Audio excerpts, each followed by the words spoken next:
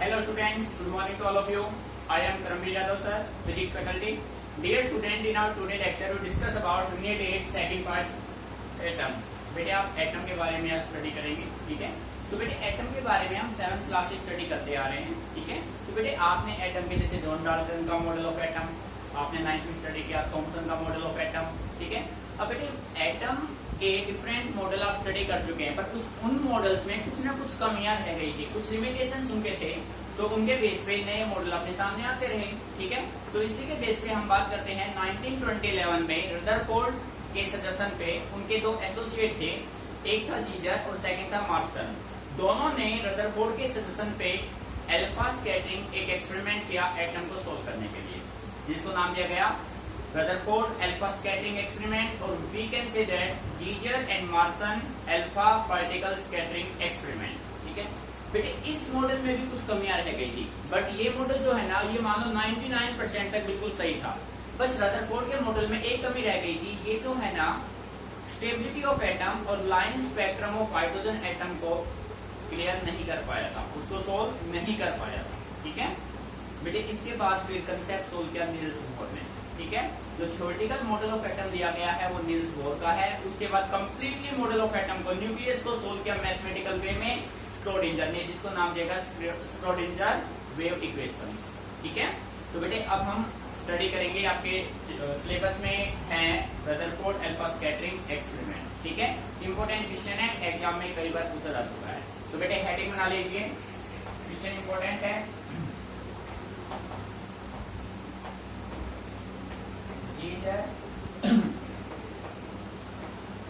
Marston alpha particle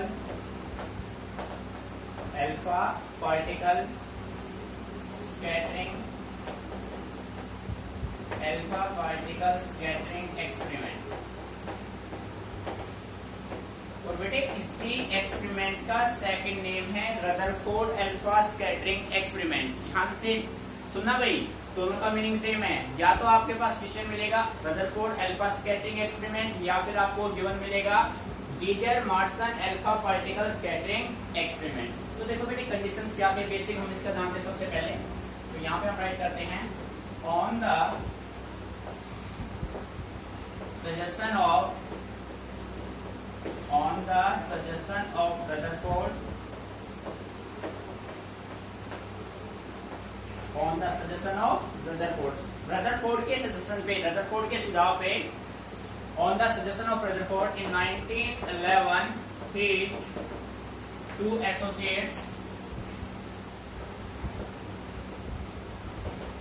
his two associates H. Geiger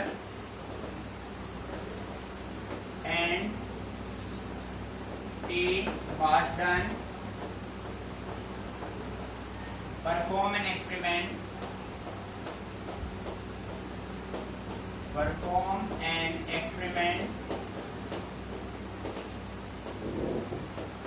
by bombarding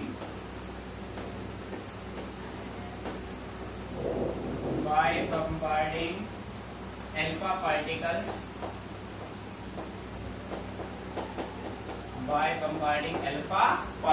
बेटे ध्यान से समझना, बिल्कुल केयरफुली. आप एक्सपेरिमेंटल स्टडी करें, चीजों को रटने का तो कोई काम ही नहीं बनता है, चीजें बस आपको समझनी है. देखो भाई, on the suggestion of Rutherford in 1911 में रदरफोर्ड के दो एसोसिएट्स थे, एक था एच गीजर और दूसरा था ई मार्स्टन. उन्होंने एक एक्सपेरिमेंट परफॉर्म किया, और एक्सपेरिमेंट में उन्होंने क्या किया, उन्होंने अल्फा पार्टिकल को बम्बार्ड किया थिन गोल्ड फॉइल पे, ठीक है. और इसी के बेस पे इसको उन्होंने सॉल्व किया. मुझे बात समझ में आ रही है. तो देखो उन्होंने एक्सपेरिमेंट में क्या किया, उनका एक्सपेरिमेंट एक्चुअल में था क्या, ठीक है. अब उनके एक्सपेरिमेंट में हम ये कह सकते हैं, उन्होंने बेटे high energetic alpha particle beams को इंसिडेंट किया थिन गोल्ड फॉइल पे, ठीक है. जैसे ही आप highly energetic alpha particle beam को थिन गोल्ड फॉइल पे इंसिडेंट उन्होंने किया, तो उन्होंने देखा जो अल्फा पार्टिकल्स थे वो ऑल एंगल से ऑल डायरेक्शन में डिफ्लेक्ट हो गए. The alpha particles are deflected at all angles in all direction. ठीक है, बात समझ आ रही है? तो आप यहाँ पे राइट कर सकते हैं when a highly energetic alpha particle beam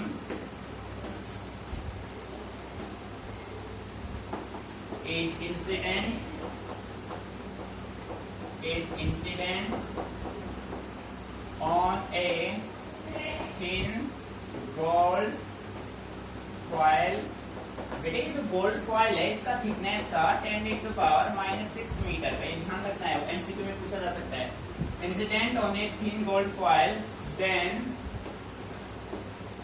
the alpha particles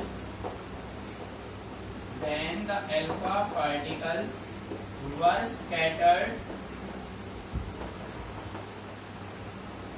at all angles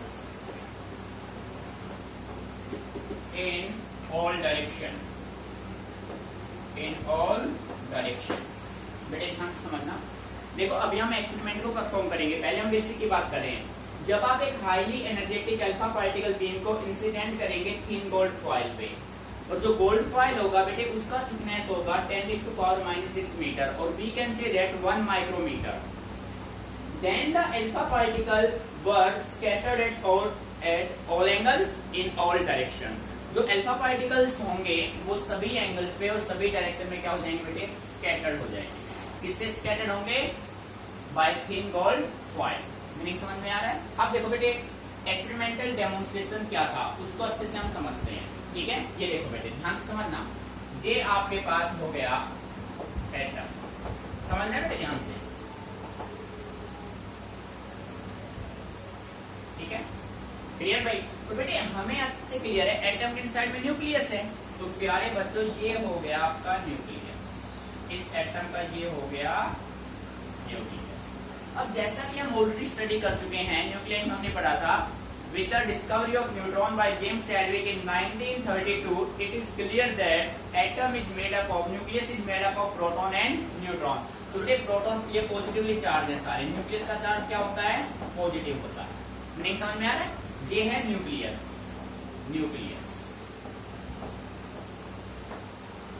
और ये कंप्लीट आपका क्या है, एटम है। बेटे आ रहा है मीनिंग समझ में।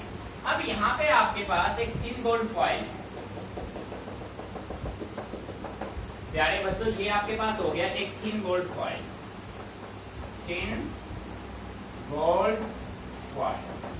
ठीक है। तो बेटे यहाँ पे आपके पास हो गया, ये हो गया आपके पास सोर्स ऑफ अल्फा पार्टिकल्स। ऐसे मेंटेन कर लेता हूँ, समझना है भाई ध्यान से, चीजों को रटना नहीं है, रटोगे तो बात नहीं बनेगी भाई, पहले बता रहा हूँ।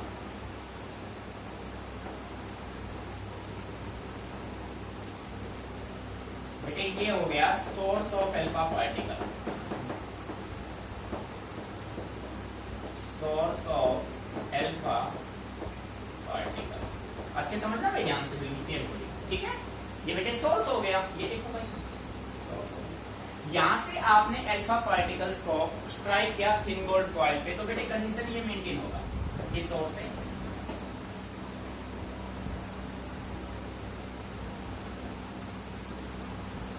देखो भाई बात को समझना ध्यान से। Most of the alpha particles go straight,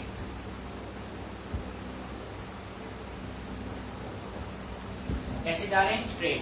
अब बेटे जो अल्फा पार्टिकल स्ट्रेट जा रहे हैं उसको आपने कैसे फाइंड आउट किया, तो प्यारे बच्चों यहाँ पे आपने लगा रखा है एक डिटेक्टर। क्या लगा रखा है, ये आपने लगा रखा है एक डिटेक्टर, ये है डिटेक्टर।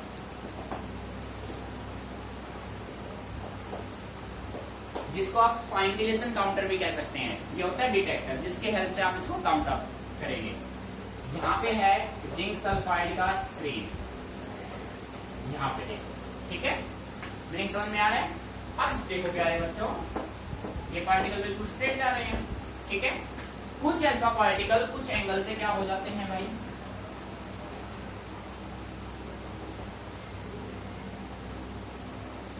कुछ पार्टिकल अपने पाथ को क्या करेंगे, रिट्रेस करेंगे, रिट्रेस देयर पाथ, ठीक है।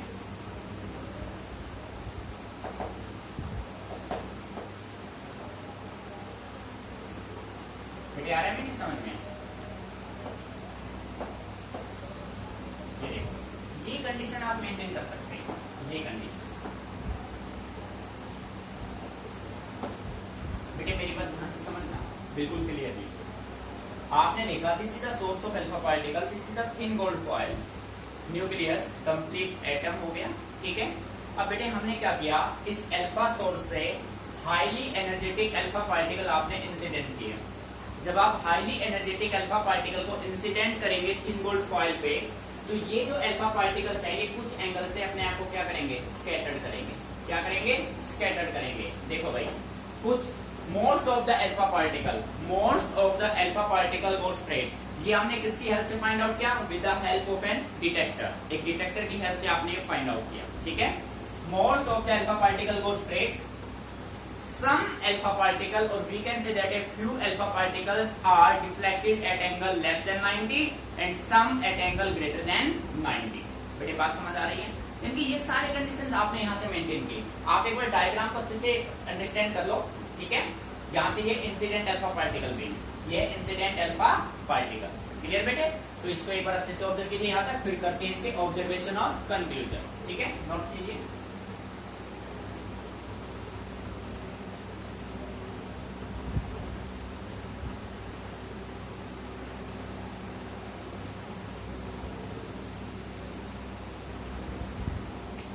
बेटे देखो, आपने देखा जैसे ही आपने सोर्स ऑफ अल्फा पार्टिकल से अल्फा पार्टिकल्स को इंसिडेंट किया थिन गोल्ड फॉइल पे, ये डिफ्लेक्ट हुए। आपने देखा most of the alpha particle go straight without any deflection. ये हमने फाइंड आउट किया with the help of detector, ठीक है। फिर आपने देखा कुछ अल्फा पार्टिकल लार्जर एंगल से डिफ्लेक्शन देते हैं, कुछ ग्रेटर देन 90 से और कुछ लेस देन 90 से। बेटे 1 in 8000, जब आप 8000 अल्फा पार्टिकल इंसिडेंट करेंगे तो उन 8000 में से एक अल्फा पार्टिकल सेम पाथ को रिट्रेस करेगा, यानी कि 180 डिग्री से अपने आप को बैक करेगा, ठीक है। तो बेटे इन्हीं के बेस पे हमने कुछ ऑब्जर्वेशन बनाए और उन ऑब्जर्वेशन के बेस पे हमने कंक्लूजन लिया। ये देखो बेटे, देखो फर्स्ट पॉइंट आपका ध्यान से समझना है, ऑब्जर्वेशन कंक्लूजन ये आपका मेन है। बेटे देखिए, most of the alpha particle pass through the gold foil undeflected. जब बेटे ज्यादातर अल्फा पार्टिकल बिल्कुल सीधे चले गए, बिल्कुल आपने मान लीजिए मैंने आपको इस टाइप से कोई एक कार्डबोर्ड दे दिया, ठीक है, और मैंने आपसे कहा कि आपको इस पे कोई स्टोन थ्रो करना है। आपने देखा स्टोन बिल्कुल उसमें से क्रॉस चला गया, उसमें से क्रॉस चला गया, तो आप ये समझेंगे कि उसके पीछे कुछ नहीं है, बिल्कुल वो क्या एम्प्टी है। तो इसी के बेस पर अपना फर्स्ट कंक्लूजन बना एटम इज हॉलो, और we can say that most of the part of the atom is empty. बेटे बात तो सुनना ध्यान से, आपने कहा most of the alpha particle pass through the gold foil undeflected, बिल्कुल सीधे निकल गए, स्ट्रेट चले गए। स्ट्रेट जाएंगे तो इसके बेस पे आप कह सकते हैं एटम क्या है, हॉलो है, एम्प्टी है। Most of the part of the atom is hollow और एम्प्टी, ठीक है। मोस्ट पार्ट बेटे कंप्लीट एम्प्टी नहीं कह सकते, हॉलो कह सकते हैं, ठीक है, यानी कि कुछ हिस्सा उसका भरा हुआ है।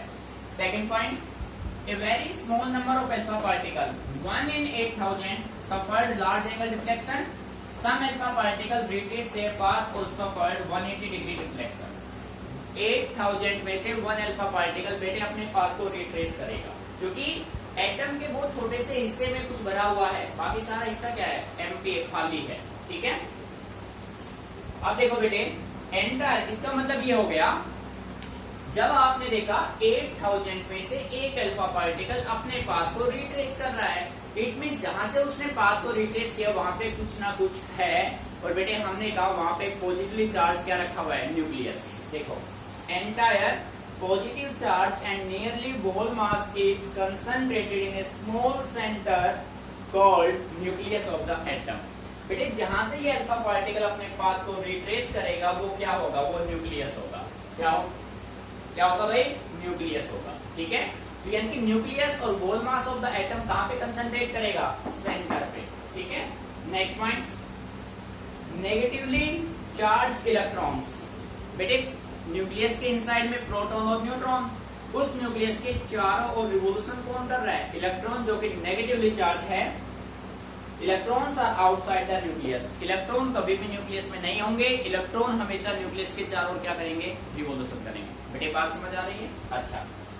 नेक्स्ट देखो, यहाँ पे हमने कहा Coulomb's law holds good for atomic distances, यानी कि जो अपना ये न्यूक्लियस है, यहाँ पे देखो बेटे इसके अंदर प्रोटॉन प्रोटॉन का पॉजिटिवली चार्ज, इसके चारों रिवोल्यूशन कौन करेगा? इलेक्ट्रॉन। चारों रिवोल्यूशन कौन करेगा भाई? इलेक्ट्रॉन। बेटे प्रोटॉन पॉजिटिव, इलेक्ट्रॉन नेगेटिव, तो दोनों के बीच में strong electrostatic force of attraction होगा।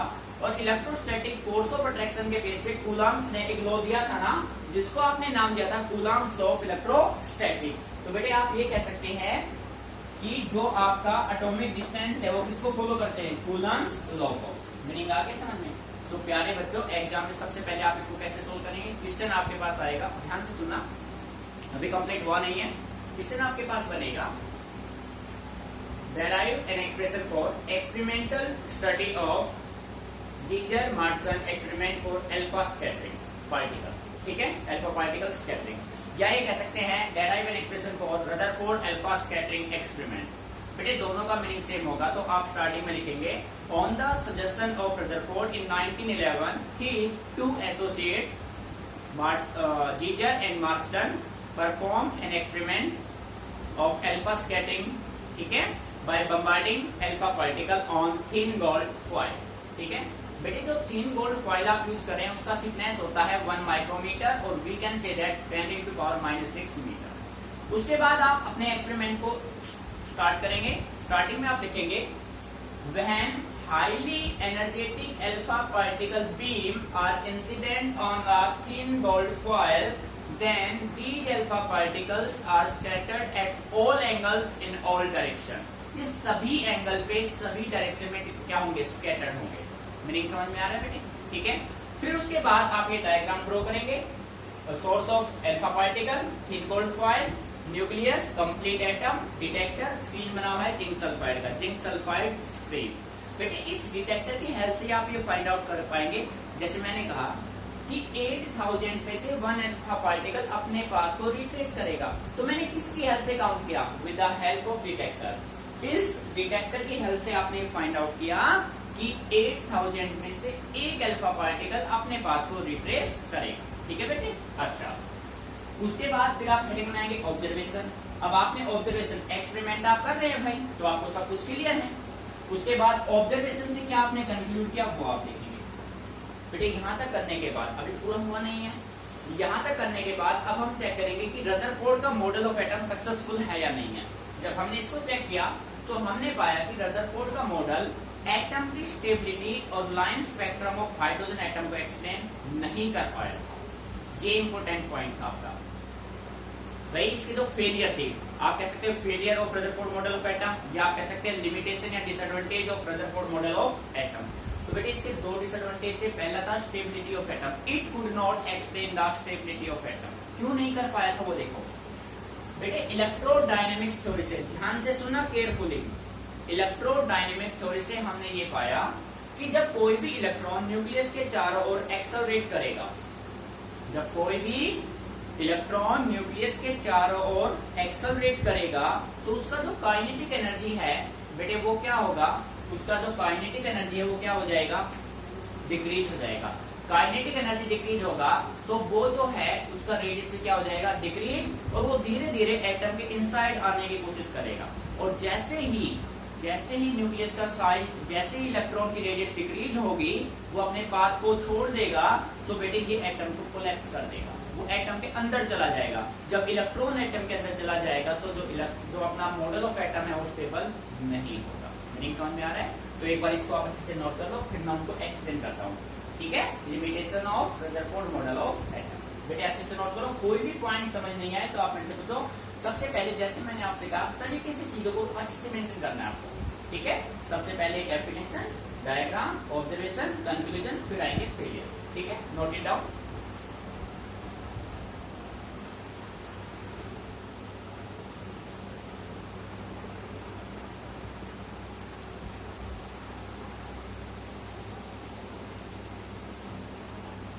बेटे देखो, अब हम बात करते हैं failure of Rutherford model of atom. बेटे ध्यान से समझना है बिल्कुल केयरफुली, हेडिंग बना लो। फेलियर ऑफ, या लिमिटेशन भी आप कह सकते हैं, failure of Rutherford model of atom. बेटे रदरफोर्ड मॉडल ऑफ एटम कह सकते हो या गीजर-मार्सन एक्सपेरिमेंट भी आप कह सकते हो, बात एक ही है। ठीक है? रदरफोर्ड मॉडल ऑफ एटम देखो भाई बेटे, जो फर्स्ट फेलियर था ना वो आपका ये था, आप ये कह सकते हैं इट कुड नॉट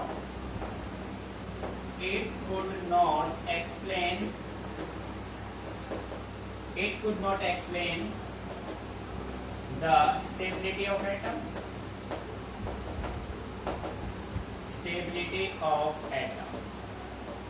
ठीक है। आपने देखा ना स्टेबिलिटी के कंसेप्ट में इलेक्ट्रॉन का काइनेटिक एनर्जी, जब कोई भी इलेक्ट्रॉन कॉन्टिन्यूअसली एक्सेलरेट करेगा काइनेटिक एनर्जी डिक्रीज होगा और इलेक्ट्रॉन न्यूक्लियस के अंदर चला जाएगा, जिससे अपना एटम क्या हो जाएगा, कोलैप्स हो जाएगा, ठीक है, स्टेबल नहीं रह पाएगा। दूसरा point, it could not explain the line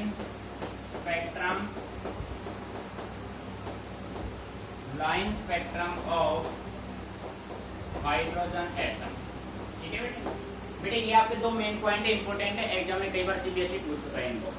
it could not explain the stability of atom, दूसरा होगा it could not explain the line spectrum of hydrogen atom. ये तो मेन ड्रॉबैक थे जिसके बेस में रदरफोर्ड का मॉडल ऑफ एटम फेल हो गया था। एनीवे 99% ये मॉडल सक्सेसफुल था। इन प्रॉब्लम को सोल्व किया नील्स बोर ने, ठीक है बेटे, ध्यान से। नील्स बोर ने इनको सोल्व किया with the discovery of neutron, ठीक है बेटे, ध्यान से समझना।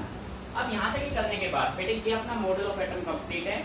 इसी के बेस पे अपने पास दो डेफिनेशन यहाँ से बनते हैं बेटे। एक डेफिनेशन आपका बनेगा इम्पैक्ट पैरामीटर और दूसरा आपका डेफिनेशन बनता है डिस्टेंस ऑफ क्लोजेस्ट अप्रोच। ध्यान से सुनना, अपने पास दो वर्ड बनेंगे, इम्पैक्ट पैरामीटर। इम्पैक्ट पैरामीटर का सिंपल मीनिंग ये होता है बेटे, ये देखो आप ध्यान समझना भाई, ये अपने पास था न्यूक्लियस, ये कंप्लीट एटम हो गया, ये न्यूक्लियस हो गया बेटे। यहां से जब आपने अल्फा पार्टिकल किए तो कुछ अल्फा पार्टिकल इस मॉडल ऑफ एटम से काफी दूर से चले जाएंगे, इससे दूर से चले जाएंगे, इसमें से नहीं, इससे दूर से चले जाएंगे, और कुछ अल्फा पार्टिकल अपने पास को रिप्लेस करेंगे ना।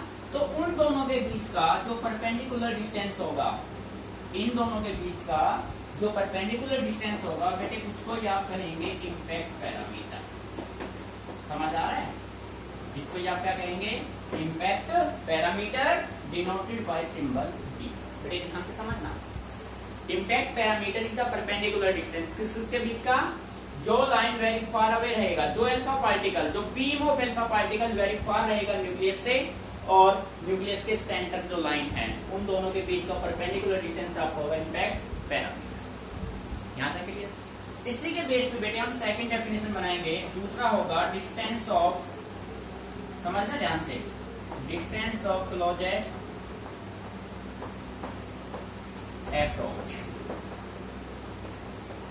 देखो बेटे नाम से बता रहा है डिस्टेंस ऑफ क्लोज, बिल्कुल क्लोज होगा किसके, न्यूक्लियस के, अप्रोच पहुंचने वाला होगा।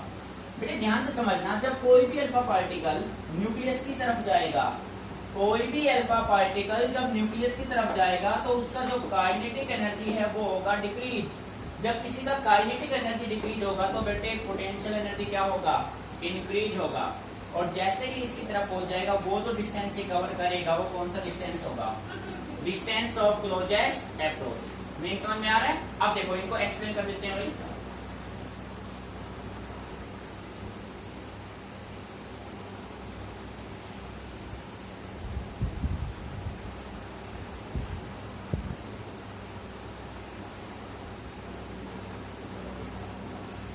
बेटे देखो जब हमने रदरफोर्ड मॉडल ऑफ एटम को सोल्व किया तो उसके बेस पर अपने पास दो डेफिनेशन बनेंगे, एक बनेगा इम्पैक्ट पैरामीटर, दूसरा बनेगा डिस्टेंस ऑफ क्लोजेस्ट अप्रोच। तो बेटे इनको देखो डायग्राम से समझते हैं। कंप्लीट मॉडल ऑफ एटम से आपने सोल्व किया, आपके पास कंडीशन ये था, देखो बेटे ध्यान समझना है, ये था अपने पास कंप्लीट एटम और इसके इनसाइड में ये था न्यूक्लियस। समझना भाई ध्यान से, बेटे न्यूक्लियस का चार्ज पॉजिटिव, ये न्यूक्लियस हो गया, ठीक है। अब देखो आपने देखा था 8000 में से 1 अल्फा पार्टिकल, ये अपने पास अल्फा पार्टिकल 8000 में से 1 अल्फा पार्टिकल सेम पाथ को रिट्रेस करता है। 8000 में से 1 अल्फा पार्टिकल, ठीक है बेटे। और आप मान लीजिए यहाँ से आपने मैन अल्फा पार्टिकल यहाँ से इंसिडेंट किया, जैसे यहाँ से इंसिडेंट किया बिल्कुल स्ट्रेट निकल गया भाई, ठीक है, यहाँ से किया बिल्कुल स्ट्रेट निकल गया। कुछ पार्टिकल यहाँ से। बेटे ये जो पार्टिकल है ना, ये very far from the nucleus है। This alpha particle is very far away from nucleus. समझना ध्यान से, केयरफुली। तो बेटे वेरी फार अवे, और जो सेंटर ऑफ न्यूक्लियस का जो लाइन होगा, इन दोनों के बीच में जो परपेंडिकुलर डिस्टेंस होगी वो आपका होगा इम्पैक्ट पैरामीटर। ध्यान से समझना केयरफुली। ये जो डिस्टेंस होगा ना प्यारे बच्चों, ये जो डिस्टेंस होगा यहाँ से यहाँ तक का, ये आपका होगा इम्पैक्ट पैरामीटर। इस लाइन के नजदीक इम्पैक्ट पैरामीटर की वैल्यू क्या होगी? 0। अगर आपसे ये पूछे ना, find the value of impact parameter at the centre line, so dear student, centre line पे इम्पैक्ट पैरामीटर क्या होगा? 0 होगा। ठीक है, अच्छे से क्लियर। तो देखो, द परपेंडिकुलर डिस्टेंस,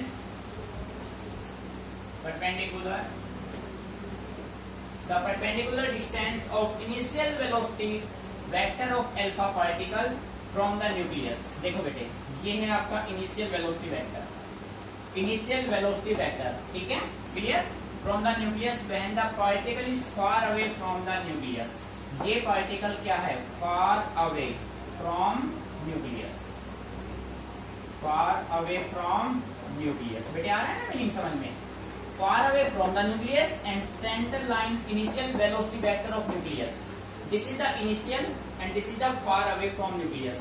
इन दोनों के बीच का जो परपेंडिकुलर डिस्टेंस होगा डियर स्टूडेंट, वो आपका क्या होगा? That is impact parameter. बेटे आ रहा है नहीं समझ में? ठीक है, इसको आप बी से डिनोट करेंगे। जब हमने इस कंप्लीट को मैथमेटिकली सोल्व किया तो प्यारे बच्चों आपके पास एक रिजल्ट बना, b is equal to 1/4πε0 z की स्क्वायर काइनेटिक एनर्जी कोट 5/2 या कह सकते हैं θ/2।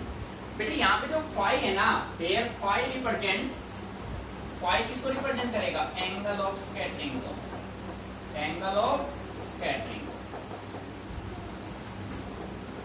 बेटे ध्यान रखना एक वर्ड का। यहाँ थीटा भी बना सकते हो, फाई भी बना सकते हो। न्यूमेरिकल में थीटा है तो भी इसको थीटा मान लो, न्यूमेरिकल में फाई है तो आप इसको फाई मान लो। ठीक है, क्योंकि ये किसको रिप्रेजेंट करेगा? एंगल ऑफ स्कैटरिंग को। क्लियर बेटे? तो ये था आपके पास इम्पैक्ट पैरामीटर। अच्छे से ऑब्जर्व कीजिए इसको, अच्छे से। कोई भी पॉइंट, कोई भी लाइन समझ में नहीं आए तो आप मेरे से डिस्कस करो, रटना कुछ नहीं है। एक्सपेरिमेंट को अच्छे से 2-3 बार अच्छे से पढ़ना है, माइंड में सेट करना है, फिर इसमें कोई प्रॉब्लम आपको नहीं आए। नोट कीजिए इसको।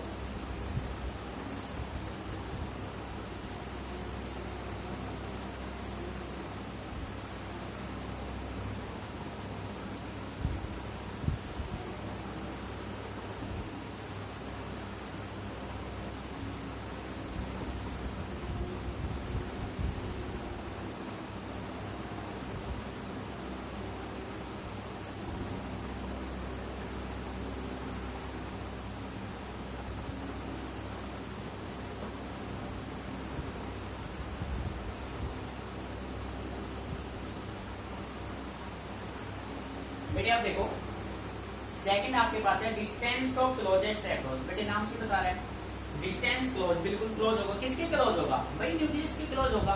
तो बेटे देखो, इसके लिए आपने एक कंडीशन मेंटेन किया। समझना है भाई, ध्यान से रखना नहीं, चीजों को समझना है। ये देखो बेटे, ये हो गया न्यूक्लियस, ये क्या हो गया भाई? न्यूक्लियस। बेटे पूरा ध्यान दीजिए। अब देखो यहाँ से है ना, आपने काफी alpha particle, beam of alpha particle है, ये आपने इंसिडेंट किए, कुछ एंगल से डिफ्लेक्ट हुआ, सेम पाथ को भी ट्रेस इसने किया।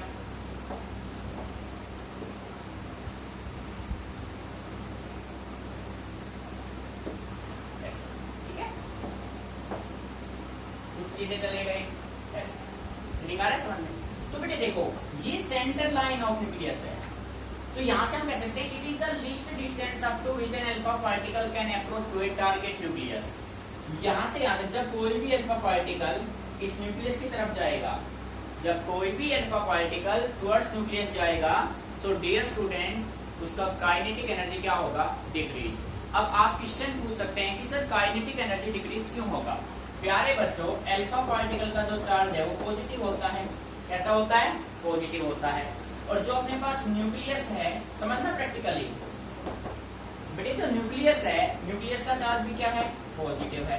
अब आप जानते हैं पॉजिटिव पॉजिटिव एक दूसरे को क्या करेंगे? रिपेल करेंगे, दूर भगाएंगे एक दूसरे को। भाई समझ रहे हैं ना? पॉजिटिव पॉजिटिव करेंगे रिपल्सन। जब ये अल्फा पार्टिकल यहाँ से अल्फा पार्टिकल जा रहा है, जब ये अल्फा पार्टिकल इस न्यूक्लियस की तरफ जाएगा तो ये न्यूक्लियस उस अल्फा पार्टिकल को क्या करेगा, रिपेल करेगा। ऐसा करने में इस अल्फा पार्टिकल का काइनेटिक एनर्जी होगा डिक्रीज। बेटे जब इसका काइनेटिक एनर्जी डिक्रीज होगा तो पोटेंशियल एनर्जी क्या होगा, इंक्रीज होगा। प्रैक्टिकल ये है तो भाई किसी का काइनेटिक इंक्रीज होता है तो पोटेंशियल डिक्रीज होता है, काइनेटिक डिक्रीज होता है तो पोटेंशियल इंक्रीज, इनवर्सली वैरी करेंगे। बेटे मीनिंग समझ में आ रहा है? भाई कोई बच्चा ये पूछे सर काइनेटिक डिक्रीज क्यों हुआ, तो बेटे सिंपल आंसर ये होगा अल्फा पॉजिटिव न्यूक्लियस पॉजिटिव दोनों करेंगे रिपल्सन, और इस वजह से ये इधर जाना चाहेगा पर इसको इधर फेंकेगा, दूर करेगा अपने से, तो kinetic energy alpha particle decrease होगा और पोटेंशियल क्या हो जाएगा, इंक्रीज। बेटे जब आप इसको मैथमेटिकली सोल्व किया तो अपने पास डिस्टेंस ऑफ क्लोजेस्ट अप्रोच का रिजल्ट बना 2z² by 4πε0 के काइनेटिक एनर्जी। ये बेटे रिजल्ट देखो, इम्पैक्ट पैरामीटर और अपना डिस्टेंस ऑफ क्लोजेस्ट अप्रोच, बेटे दोनों के रिजल्ट अच्छे से माइंड में रखने हैं, फिर इनके बेस पे हम सोल्व करेंगे न्यूमेरिकल्स। बात समझ आ रही है?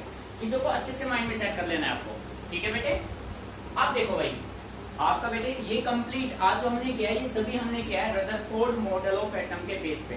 तो बेटे आज आपको अच्छे से रदरफोर्ड मॉडल ऑफ एटम को डीपली स्टडी करना है, एक एक पॉइंट को ऑब्जर्व करके, ठीक है। अच्छे से पॉइंट टू पॉइंट स्टडी करना है। सबसे पहले डेफिनेशन, उसके बाद डायग्राम आप बनाएंगे, सबसे मेन आपका डायग्राम उसको अंडरस्टैंड करना है, फिर उसके बेस पे ऑब्जर्वेशन, ऑब्जर्वेशन से क्या आपने कंक्लूड किया वो आपके कंक्लूजन बन जाएंगे, और फिर आप फाइनली ये देखेंगे कि रदरफोर्ड का मॉडल ऑफ एटम सक्सेसफुल है या नहीं है। सक्सेसफुल नहीं है तो उसके पीछे क्या रीजन है, what are the failures of Rutherford model of atom. तो बेटे फिर लास्ट में आप इसके डिसएडवांटेज करेंगे, फिर आप यहाँ से फाइंड आउट निकालेंगे इम्पैक्ट पैरामीटर, ये अलग से क्वेश्चन पूछा जाएगा, इस पे अलग से न्यूमेरिकल बनेगा। B impact parameter, z atomic number होगा एलिमेंट का, हाइड्रोजन है तो 1 होगा, हीलियम है तो 2 होगा, मतलब जो भी आपके पास होगा। ई अपने पास चार्ज है भाई, इलेक्ट्रॉनिक चार्ज, ठीक है। काइनेटिक एनर्जी, मीनिंग समझ में आ रहा है? एक एक पॉइंट को समझ के आपको करना है, सारे फॉर्मूले आपके माइंड में हो ताकि जब आप न्यूमेरिकल करें इसी तरीके से कोई प्रॉब्लम आपको ना हो। तो बेटे आप कहीं भी रदरफोर्ड मॉडल ऑफ एटम में किसी टाइप की कोई भी प्रॉब्लम आए तो आप सीधा मेरे से डिस्कस करना, रटना नहीं है, चीजों को समझ के आपको करना है, ठीक है। अच्छे से एक बार इनको ऑब्जर्व करो फिर करते हैं।